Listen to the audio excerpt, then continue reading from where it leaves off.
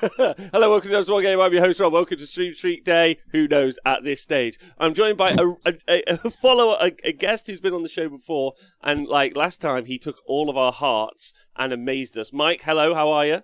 Yeah, I'm really good, thanks. Yeah. Sun Very shining, excited. birds are singing. Oh yeah, I mean it's a sunny day today here in the UK, which is nice. Yeah. First in a while. Now, Mike is like all about Blood Bowl, big into Blood Bowl, and when we had him on the show last, we were like, I loved it. I just want you to know that. So, very, very excited to have you back on the show, and an opportune time, obviously, because Blood Bowl Season 2 is out, and you're basically going to break that down and what all of that means for us, which is cool. But before we do, how you been? Have you been well? What's going on? Yeah, fantastic. Yeah, I'm missing tabletop Blood Bowl. So we had first lockdown. Obviously, everything stopped. Everything went online, which was quite nice for Blood Bowl, quite easy. Yep. So there's sort of two core ways of playing Blood Bowl online, and which is Fumble and the Cyanide one, and lots of leagues just went on there, embraced it, but just people were missing handshakes and hugs, and moving tactile things around the board. Yeah, absolutely. So we missed that, and then lockdown finished, managed to squeeze one tournament in, started our league up again, and then it all went pear-shaped again for a few weeks. So and now we're going to see what happens with the new release before we get up and going in 2021, basically. Yeah, I mean, loads and loads to unpack there. So a similar thing happened actually, Age Sigma and 40k community. There's been TTS events for both of those, which is really, really exciting. You know, and arguably, I don't know about you, but I feel those events are as valid as any other events that happen. I don't know if you agree with that or have any feelings on that. Yeah. The standard of play is as good, absolutely, and it's just a very different sort of feel. You have to sort of tap into the online. You have to get to the right place. You go to the Discord or find the right Twitch streamer or whatever. You need to make the effort to sort of engage. But then if it was a tabletop tournament, you'd have to be there to engage anyway. So so definitely it's just a different feeling and a slightly different crowd, but the same game. I think that's true. I think the crowd thing is definitely a point to make. I think when we see tournaments return, it'll be interesting to see if the metas and general kind of consensus on what's good, what's not good, shifts over from the online forum back to the real world forum. But obviously, some places like Australia are doing really well, and like they're able to do things in person, which is excellent news for them. Big shout out to everyone who joined us in the Twitch chat: Tristan, Nikos, Joe PLC, Nathan Brooks. Happy Thanksgiving, America. Is it American Thanksgiving today? It is. Yeah. Black Friday tomorrow here. Oh, congratulations to everyone in America. And then thank you to everyone on the Strong Patreon and the podcast. You guys are great. Right, so before we get into Blood Bowl 2, leading up to Blood Bowl 2, Mike, can we get some backstory? Now, obviously, if you listened to the show with Mike before, he gave some great in detail information. You go listen to that on the podcast or listen to that like on YouTube. But can we get some backstory for like where the game was at before we came into the new edition? Because the question I'm going to ask after is, did it even need a new edition, I guess? Yeah. So it depends on your point of view, obviously. But the rules had been fundamentally the same for a good, well, depending on your point of view, since 1994. The same four characteristics had been there, and there had been tweaks during the living rulebook phase. The addition in Blood Bowl 2016 kept basically the same game. There were a couple of minor tweaks, and then there had been the release of what are called spikes, basically codexes for Blood Bowl over the last 4 years. Each one had a new race, well, not a new race, a existing race that had been revamped, and a few new rules in there. And whereas Blood Bowl 2020 is a complete sort of refresh, there's you will notice if you're playing a Blood Bowl 2020 rather than Blood Bowl 2016. It's maybe 85% the same game, but if you look at the statistics and things, then you will see a difference. And I think the general consensus is that why not? Time for a refresh. It's an opportunity to try something new. Some people were saying the game was stagnating. I think that's a bit daft in that we had 1,400 people playing last October in the World Cup. So for me, there wasn't a sense of stagnation, but equally, why not have a refresh? I don't think it'll do harm. I think I think sometimes games and any sort of industry like that sometimes feels a lot like the stock market, right? Like it's all about how much faith is in the product, and when people start saying it's stagnating, even if the numbers and the facts and the science say it's not stagnating, people are like then it becomes a conversation, and it's like whatever, which I can understand. And also, I guess one of the really, really great things about new editions in Bunny Ears is that it's a way really to generate new players into a game. I guess if they feel like they're starting from day one, I feel like they feel even if it's just like a reskin, and 85% sounds like it's not a significant change ultimately. All right, so Blood Bowl 2, so season 2. Like what were you hoping for, and then like what's, I mean, I know what's happened is a broad question, but like what were you hoping for initially, and did you get all of those things? Well, the big thing that I was hoping for, I actually got, which was a unified rulebook. So one thing that I think was a missed opportunity in Blood Bowl 2016 was to have a rulebook that then people could refer to as the rules. Yeah. Because the way that it was released is you basically had half the rules in the box, and then you had half the rules with Death Zone, and then you had a few more rules in the first few spikes, and you sort of needed those to properly play. Whereas this time, everything that has been released since Blood Bowl 2016 is referenced in the book, basically. So there's rules for all the star players that have been released and all the races that have been released by Games Workshop since 2016. And so when you talk about the Blood Bowl rulebook now, you are talking about a book that people can sort of refer to. So that is a absolutely huge win from someone who's a bit rules obsessed. Well, is it? So I got a couple of questions on that before we go any further. Also, thank you to Gregorius Chant for subscribing, and everyone else. Nikos also saying it's a great opportunity for them to make more books. Games Workshop love a new book. They do love a new book. So the dozen books since 2016 are now obsolete, and so we'll be seeing those again, I expect. I expect them too. Which begs the question, because I don't actually know this: is there a digital platform? Like, how do I, as a new player, I want to play Blood Bowl 2020 or Blood Bowl generally. How do I, as a new player, get into it? Are there digital versions of the rulebook and other books, or were the books almost always traditionally paper and there was no digital format? No, there are digital ones as well, absolutely. So I think each of the spikes that has been released has had a digital format as well. And I think the new book, I think it's like 21 quid for the digital version of the rule book. Okay. So basically, as a new player getting into the game, you've got two basic options, which is to buy the box, which gives you 2 teams, pitch, dice, all of that, and the rule book inside, and that's £80 Games Workshop price. Or you can just buy the rule book, which is £30 Games Workshop price, and then you can basically accessorize that with any of the pitches or teams from 2016 onwards. The pitch got bigger in 2016, so if you have a pre-2016 pitch, it'll be too small. But there's loads and loads of post-2016 pitches around. So that's a cheaper way of doing it. But actually, and going off topic slightly, but the new box you get, if you're a starter, it's an absolute bargain in terms of what you would pay for each of the individual components. Someone added it up, and it's about £150 worth of individual stuff in the box for 80, I think. Oh, so it's a bargain box, basically. I think so, yeah, absolutely. And loads of people are buying the box and then we'll be selling the stuff off inside it because they just want the rule book. And to be honest, this is what I should have done, is because I'm just getting the rule book, but lots of people are getting the box and then keeping the rule book and just selling all of the stuff. Selling it on. You see that happen a lot, don't you? Like eBay is the best local gaming store in the world. Yeah. So if you're a starter, then if you're starting from scratch, absolutely buy the box. Because as soon as you start, if you just buy the rule book and a couple of teams, then you'll end up with wanting more teams anyway, and the ones in the box are quite good fun, Okay, yeah, and I mean also they're 2020 like top tier models, right? Like as far as I know, absolutely. Yeah, they well, I mean, they would have been designed a couple of years ago, but like they look great is what I'm more trying to get at. Yeah, my impression, because my impression is that the ones in 2016 I absolutely loved. They went together without glue, which was a huge thing for me. They just sort of fitted amazingly. You love that, don't you?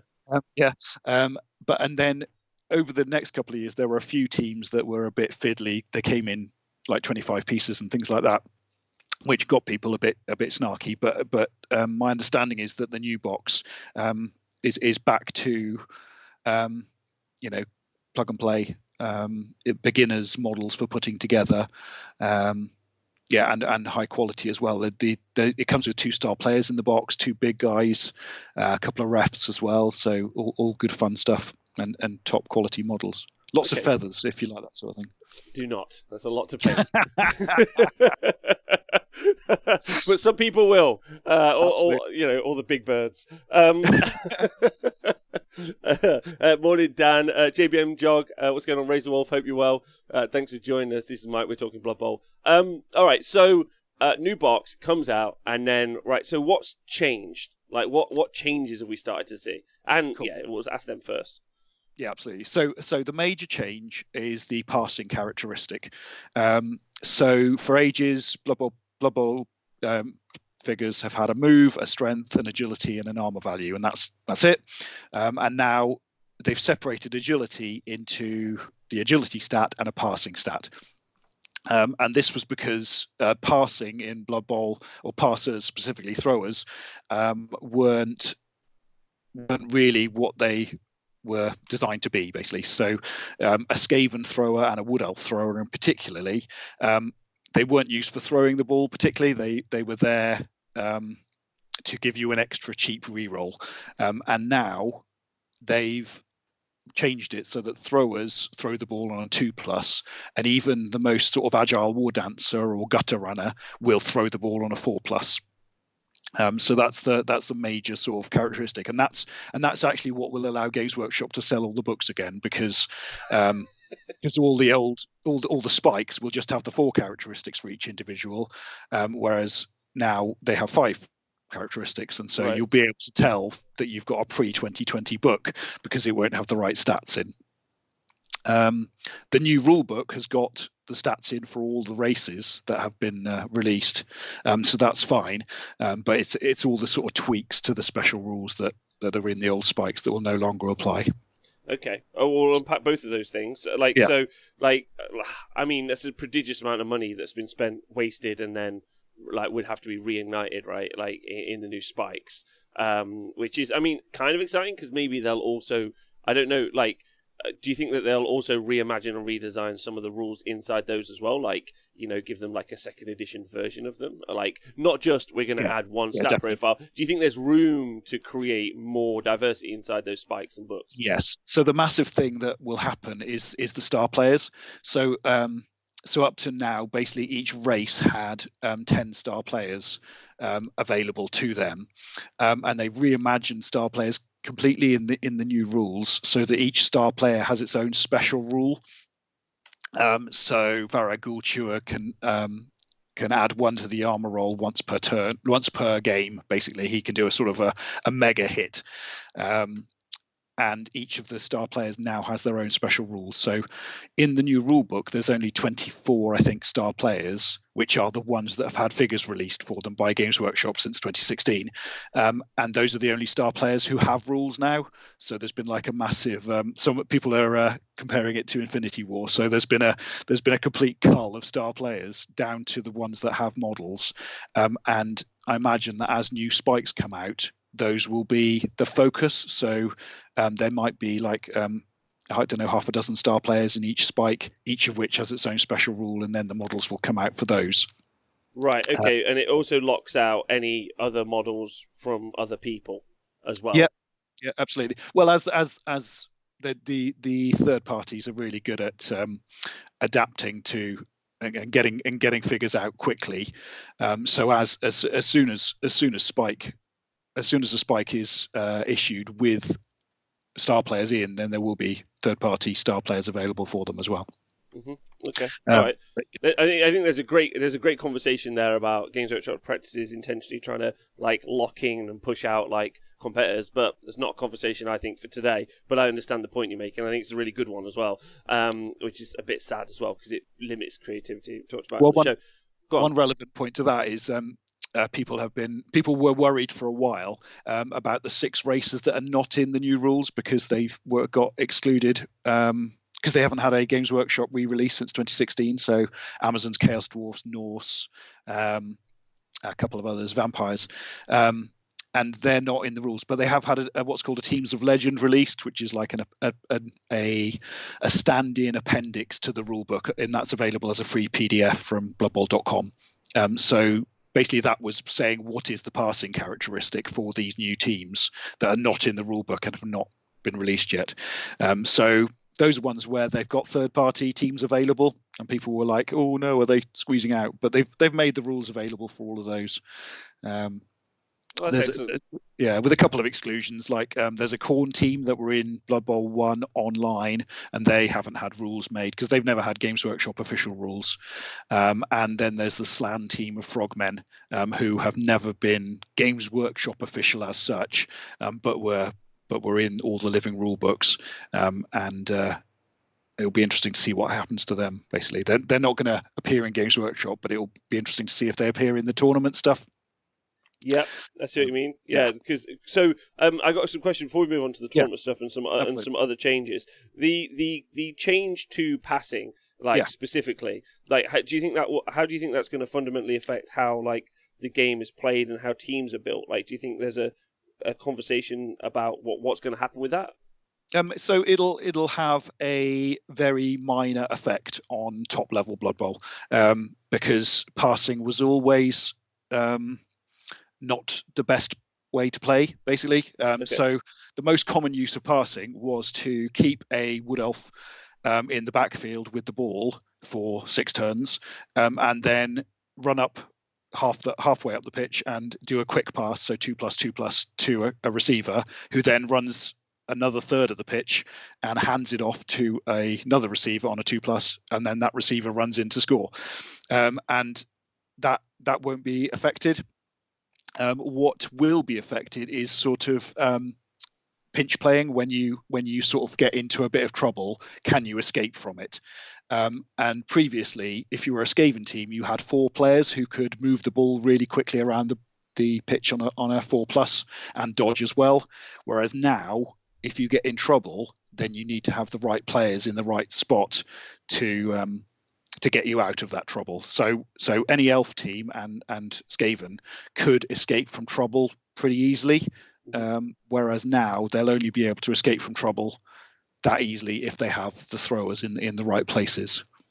Do you think that means, I know you said it's not going to have much of an effect, but do you think that might create some more diversity towards the top end? Because were Skaven and elf teams generally dominating the top end? So wood elf teams have always been the best. That change in itself won't affect it, but there has been another nerf to wood elf teams which we can talk about. Sure. So the passing in itself, not a major impact. So the biggest probably then that's the change to passing is like the core effect, and then there've been loads and loads and loads of changes to the skills that players have. And a couple of those have been nerfs to the top teams. So the big nerf to the Wood Elf team, who are basically the best race in the game, is that leap has been changed. So a Wood Elf War Dancer could always leap into a cage on a 3+, and then hit the ball carrier basically, and that's been changed to a 5+ into a basic. Not even a 4. That's no, huge. well, no, I think it's a 5. Yeah, so their basic agility is 2, and then it's -1 for a tackle zone. Normally, you have 3 tackle zones, so -3 makes it a 5. Yeah. Wow. So that is that was a standard Wood Elf defensive play, which has now been nerfed. So that's going to be the major impact on the top tables. As well as that, a skill called Break Tackle has been And that's a big nerf to a Lizardman team. So it used to be that you could use your strength and agility when you're dodging, and now it's just +1 to dodging. So which is rubbish. So that changes it from a 2+ to a 4+ for the big guys on a Saurus, on the big Saurus on a Lizardman team. So if they had break tackle, then it gave them that bit of maneuverability. They could dodge on a 2, whereas now they're dodging on a 4 if they have break tackle. So that's going to be a big change to them. Okay, significant. So does that mean like, and do you feel that like there's been intent by the game designers to maybe, so as I understand it, and maybe you could give me a better like a breakdown of it again. The and it's been interesting ever since we spoke about this, because I did not know this. Interesting. I've taken this into the more like standard war games, 40k and Sigmar. I've always like, is this true? There were tier lists, so there were armies designed to be good, and there were armies designed to be rubbish, or not rubbish, fun, let's say, and then maybe there are armies designed to be in the middle. I'm not sure if that's the case. Is that how it worked? Yep. Yeah, absolutely. And those have been codified in the new rules, actually, in a sort of clearer way than it was before. So it was always there was a thing at the end of the living rule books that said these armies are designed to be best and these are designed to be harder to play. And now each roster in the new rules has got tier 1, tier 2, or tier 3 against it. That's always been a thing in tournament play anyway. So tournaments would say this is tier 1 in this tournament, this is tier 1 in this tournament, depending on skill packages and things like that. But now it's been sort of codified in the rule book, which doesn't have any particular impact as far as I can see in the rules yet, but that might come later. And it's certainly a recommendation for tournaments to say these are the tiers and these are easier, harder to play. So because you do get a lot of people, like new players, rocking up and saying, right, I'm going to play halflings because those models are cool. But hopefully it'll make them look in the rules and say, right, this is a tier 3 team. These are one of the hardest teams to play. So maybe don't start with them if you want to have any success. Well, I think several things to unpack there. Number one, exciting that Matt Hancock is writing the rule book. Number two, is, I mean, it gives you loads of options, right? You could run a tier 3 tournament, a tier 2 tournament. Like, you could effectively exclude the tier 1 if that was like your bag, because that would be fun. The idea of a tier 3 tournament sounds, I don't know if things like that already exist. There is something called the Stunty Cup, which is run up in Manchester, which is literally halflings and goblins and snotlings and ogres sort of pounding each other and to see who's the least worst. So that's definitely a thing that exists. Almost all tournaments, though, all the tiers are taken.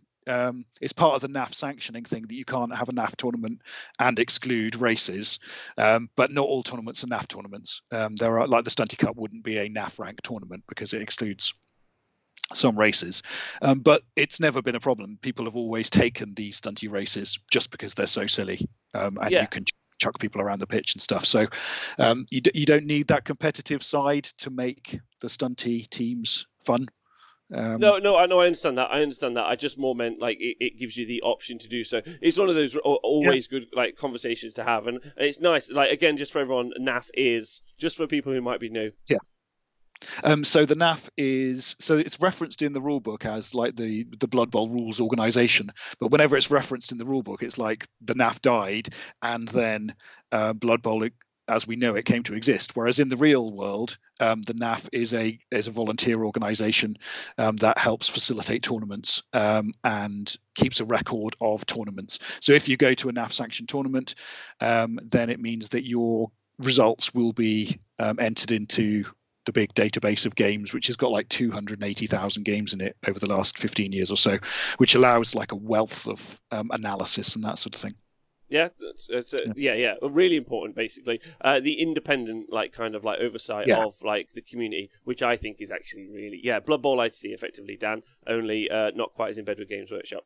There's a couple of questions in the chat, which I think are really valuable. So we were talking about like halflings, for example, being tier 3.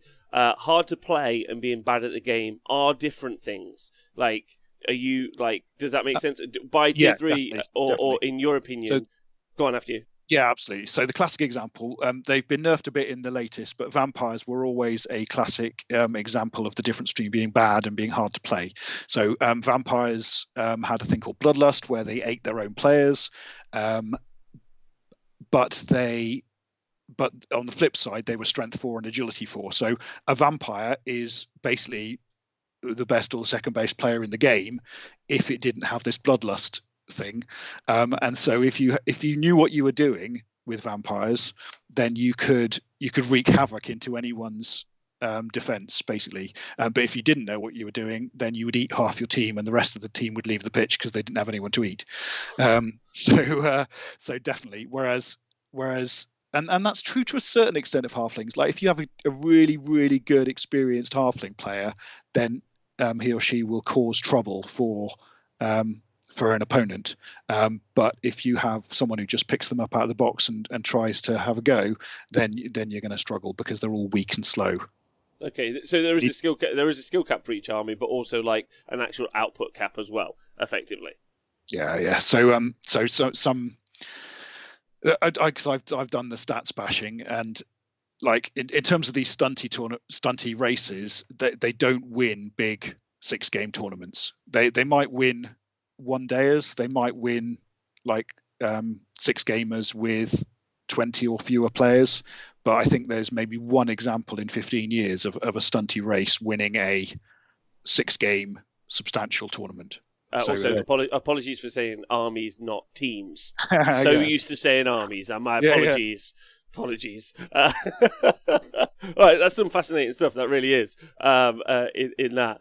So the question following on from that is, with those changes to some of those tier 1 teams, do you feel like there's some sort of like attempt to push the tier 1 closer to the tier 2, or just maybe cap out some of the like stronger elements for some of those guys? Yeah, so they've removed, obviously, the wood elf leaping thing. That had to have been a deliberate attempt to stop this sort of overall tactic from being as good. And there have been a few other tweaks as well. So one thing they've tried to do is make humans better. Because in the fluff, like the Reekland Reavers are the best team ever, whereas humans were always sort of solid tier 2. So they've tried to make humans a bit better by giving them sort of decent throwers. So a human thrower is now as good as an elf thrower, as it never was before. So you might see a little bit of a tweak there, in that a human would have a few tactics available to it that it didn't have before, like hanging out in the backfield and pushing up. That was always a bit riskier for a human rather than for an elf. So that's one thing they've tried to do. And apart from that, the other way that the sort of meta has changed is in the introduction of jumping. So this is a completely new rule that while they've made leaping harder, they've made it so that anyone can jump over an opposing prone player, which is not something they could do before. Previously, you could just block players in the way, and then you wouldn't be able to get past. So if there was someone lying in front of you, then it could stop you scoring, basically. Whereas now you can jump over them on a reasonable dice roll. So that would be interesting to see what effect that has. That's the one that sort of got people thinking.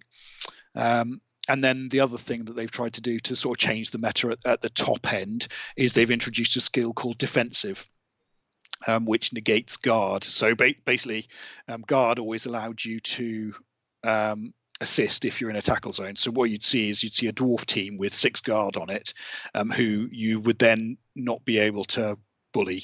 You'd not be able to push back or knock down because you were always at a disadvantage. Whereas now, if you're an elf team, you've got this new skill. You've got a way of fighting back against lots of guard. So and that's one where we absolutely don't know what significant impact it's going to have until we've played these thousands of games, basically. That's fascinating. Yeah. So, because that is, I guess, an exciting new element when a game gets redone. Because it doesn't sound like it's super structurally different. But then, like mixing the game up a little bit is fun, especially for the people at like the medium top end, because they get to explore that and engage with themselves. I mean, the halfling guys are already having fun. I don't care. Exactly. Which I think is interesting. And also, especially for a sport, one of those things that I find fascinating about Blood Bowl, obviously, is it's presented as a sport. They're teams, not armies, obviously, which is really fun. And I feel like the watchability should be a factor that tries to be thought about in the rules as well. Have they done anything to expand on that, or is it just still how we know and love it? yeah, I guess to make it less of a sort of 2-1 grind and make it a bit more random, maybe. Yeah, I would say not particularly. If anything, some of the randomness has been removed a little bit from the game, which is interesting. So it'll be interesting to it would be interesting to be behind the curtain and see who was influencing that, particularly because the kickoff table in particular has had a lot of randomness toned down out of it. So, for example, Blitz used to give you a whole extra turn. Like if you when you kick, you normally go second, and so the people getting the ball go first. But if you rolled a Blitz result, which was a 1 in 9, then it meant you got an extra turn before they started. That's been removed to only D3 plus 3 players being able to move, so between 4 and 6. And that sort of event and others like pitch invasion and throw a rock, for those who know the game, those have been removed in their efficacy. So previously something like pitch invasion would ruin almost an entire game. And it's things like that where if you were a super player playing against a relative new player, then if you got a pitch invasion against you, then that could mean that you would struggle to win the game.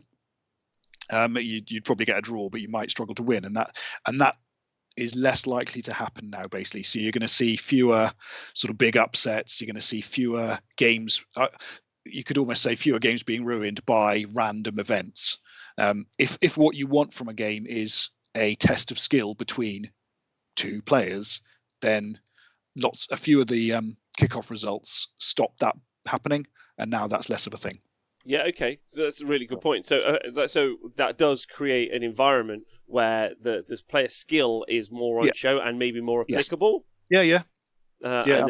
And then more watchable, I guess, is a follow up. Because player skill is I mean, it's fun watching random things happen. But you could just shake a magic 8 ball at home and no one has to bother with you. If you're one of those people, you just live that good life.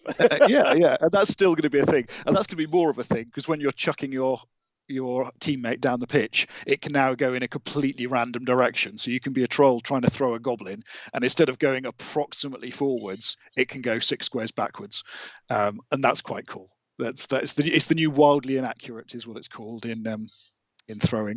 Oh, perfect! That's pretty much like that's my decision-making process. Wildly inaccurate. So that's going to be really fun. And that's going to add, if you like randomness and that sort of thing, then that's going to be interesting. And down the bottom end as well, goblins have had some significant boosts. So please do tell me about that. I'd like to hear. Well, bizarrely, so the main mechanic in Bloodbowl is the turnover. So if something goes wrong, then it's the end of your turn, no matter how many players you've moved. Yep. And they've removed it so that a chainsaw is no longer a turnover. So when you use a chainsaw against an opponent, if you roll a 1, then instead of going against the opponent, it goes against yourself. And so you can kill yourself with a chainsaw, and it's like, nah, it's not a turnover. My game will just sort of carry on. It's fine. So that's quite fun. So I like how not killing yourself is a boost to goblins. Yeah, absolutely. That's the sort of thing we're talking about, is that you can carry on killing yourself. You can kill yourself as many times as you like in a turn, and So are there any other big significant changes across the board, or like we touched on them?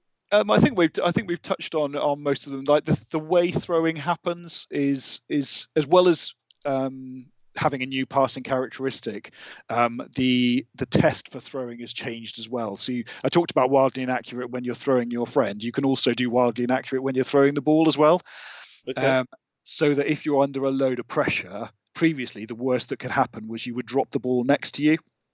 Whereas now you can do this wildly inaccurate, and you can actually throw the ball in a completely random direction, d6 squares. And so it'll be interesting to see what effect that has, because you might see fewer, because that could end you in a real pickle. So if you're under lots of pressure, you might see fewer attempts at just chucking the ball up the pitch. And it used to be a thing as well, so that you could just punt the ball.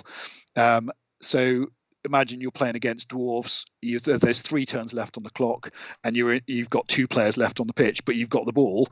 Then what you would previously do is just chuck the ball down the other end of the pitch, because then they would struggle to get it into the end zone in time. And that was called a punt by some people, but it was basically a long bomb down the other end of the pitch. Now that's much more likely just to end up in a random place. So it'll be interesting to see if that happens less often as a tactic.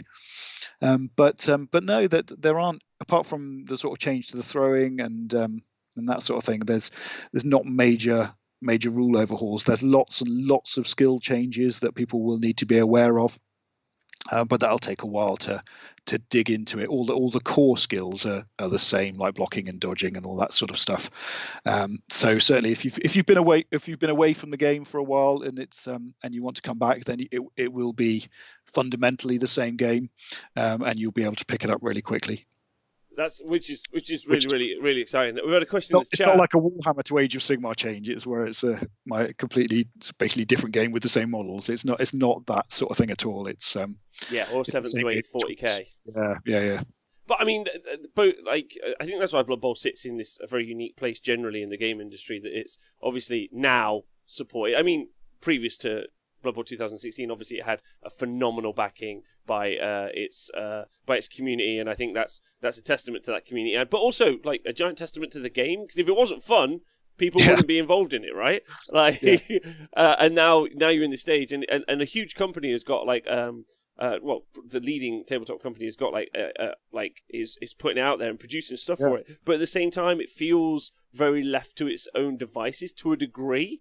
Like, it feels like there's effectively like a third group of people, or a second group of people who are out there like independently organizing stuff, and making things happen. There's great like online support, like you've said before, like in both apps and websites. So I think that's fun. So I think it's a unique game in the kind of ecosystem of gaming things, in that while it exists from a company, it's very independent, strongly independent from the company, which I think is quite fascinating.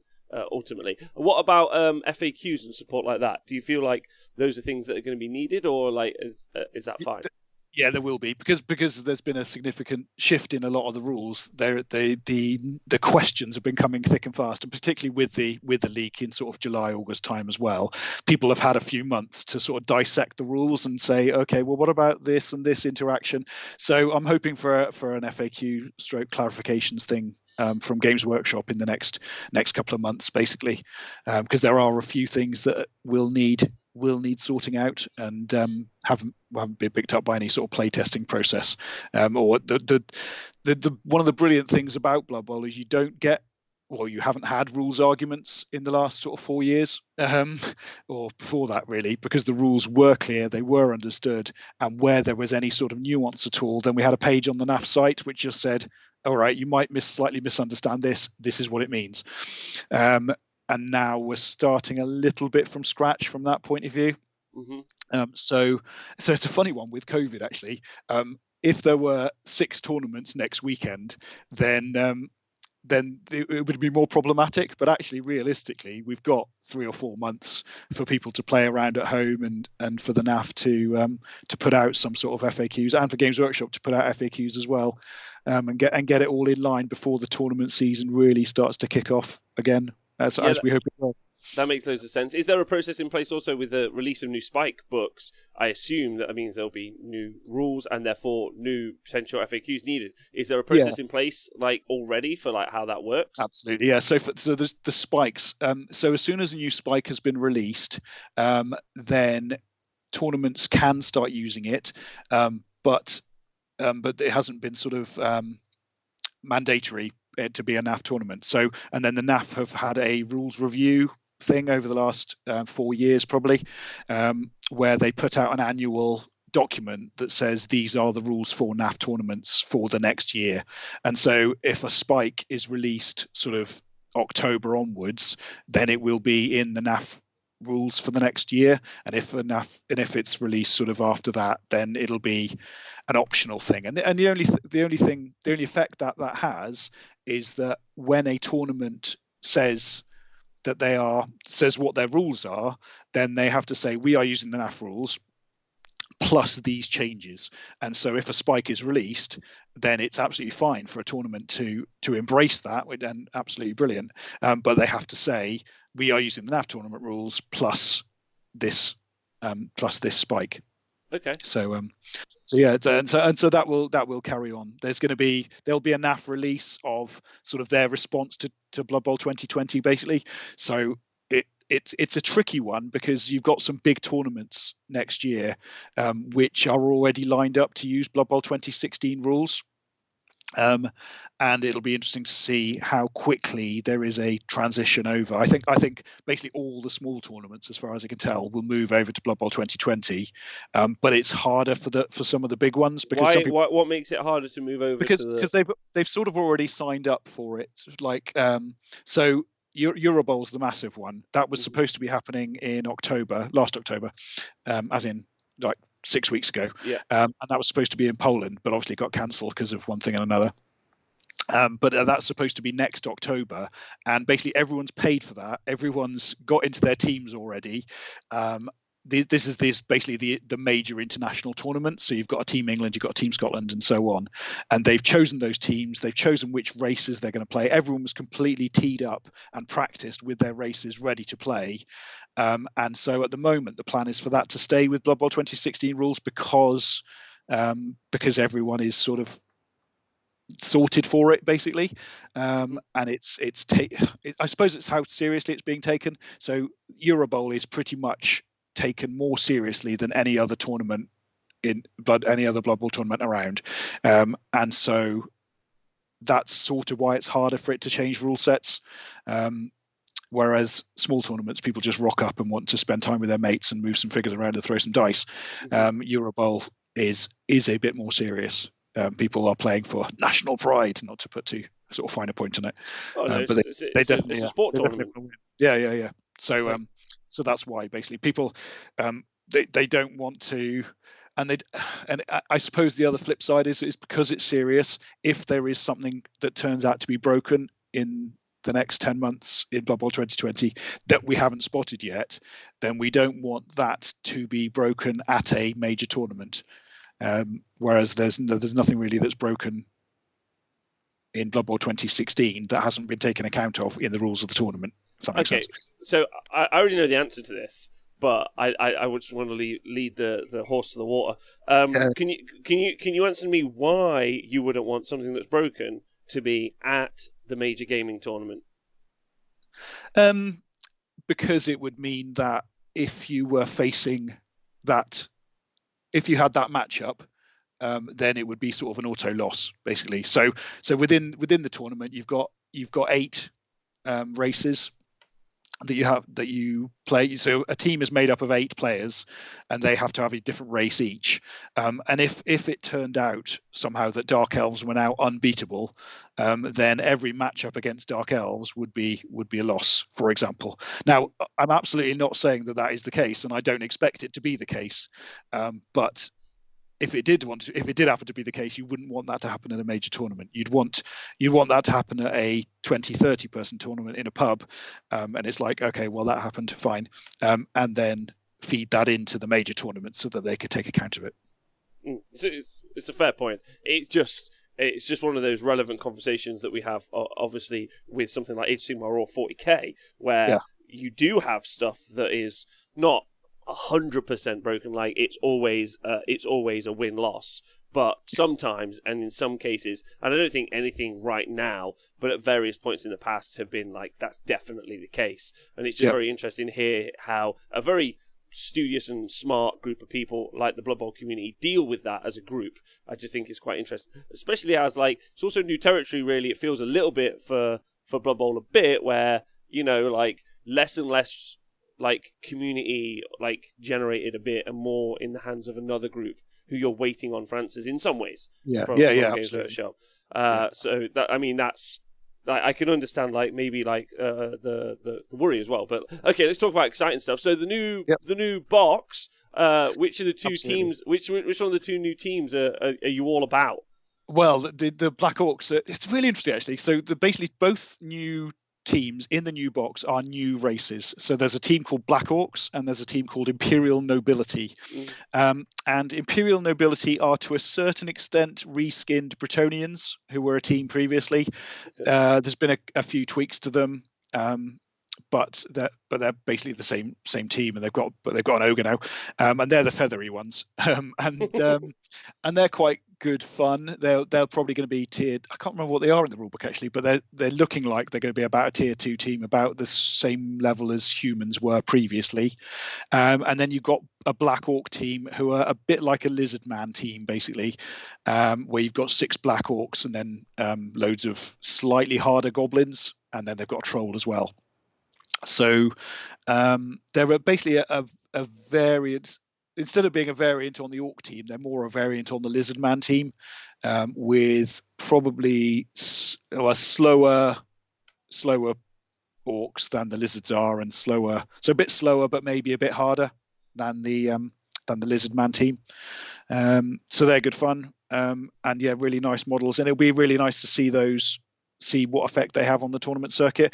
And inevitably, you're going to see them lots, because everyone's going to have a copy, because everyone's going to have the new box set, and so lots of people will be using these Black Orcs and Imperial Nobility in tournaments as well, I expect, which is going to be nice to see. Because what was interesting is that we introduced 2 new races into the tabletop thing, the tabletop sort of circuit in 2015, which were Khorne and Bretonnians, but we didn't see a huge swell of people playing them, because it was just like they were ports in from the computer games.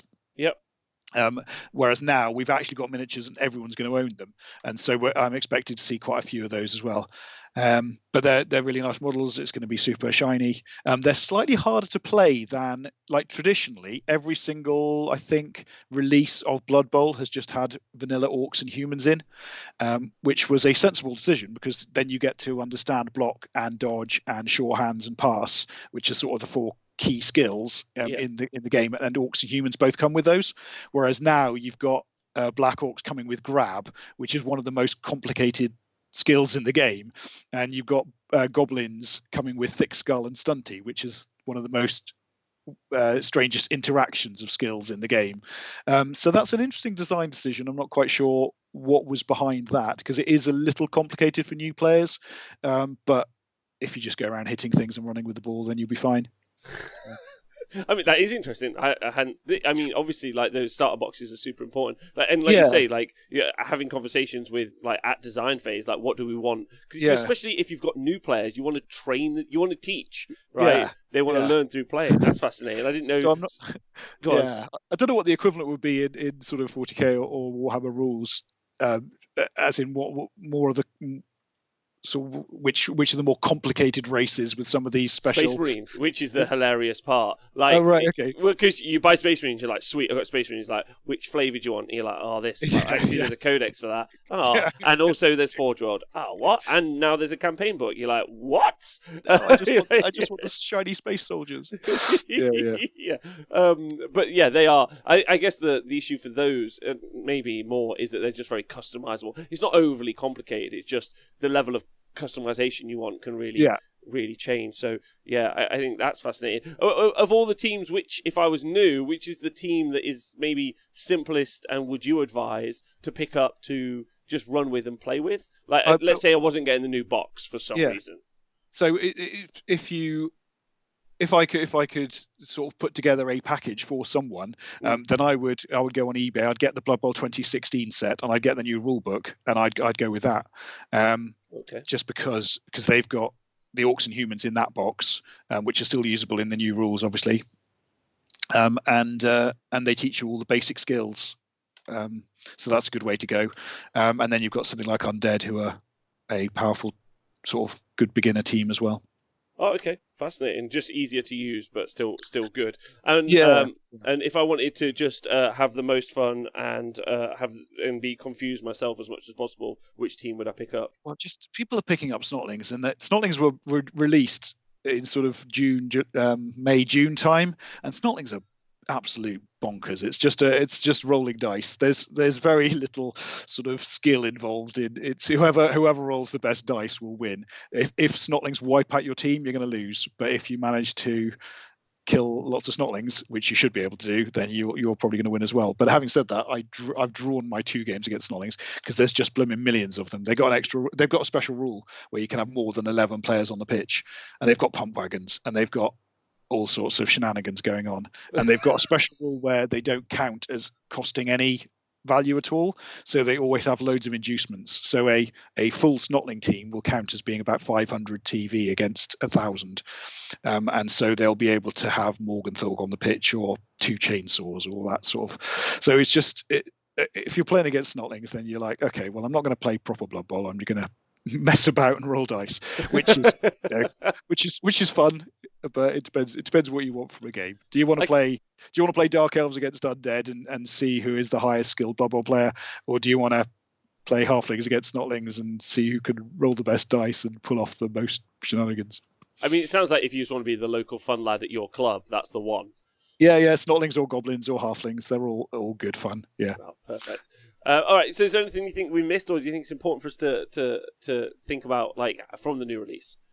So it's out tomorrow, which is quite fun. So it's actually been landing on people's desks all week, I think, because Games Workshop have been sending it out before the release date, but everyone getting it from local game stores is tomorrow, and then putting it together over the weekend. So it's going to be absolutely massive one. I'm quite excited. I'm taking tomorrow off actually, and I'm going to be I'm going to be twitching during the day and just talking about the rules and dissecting the rule book properly. So what Twitch channel is that? So Sando638 is my username. And that's on Twitch. And so basically between 11 and 3, I'm just going to be I'm going to be reading the rule book online, but okay, that's people's whole jobs. Exactly. Yeah, I'm going to be doing stuff like sticking post-it notes in and saying, right, this rule's particularly important. This rule's changed. This is how this interacts with this, and talking about how it's changed from the old rules and that sort of thing. So that should be good fun. Hopefully, well, I'll entertain myself, and anyone else who pops in will be welcome to ask questions as well, because I've been working through the rules and how they interact with each other. So very happy to answer any questions there. Well, we'll make sure we put a post up about that on our socials tomorrow. And also, if you are listening to this show, we'll make sure to include it in the show notes. So if you guys want to go and check that out, you should.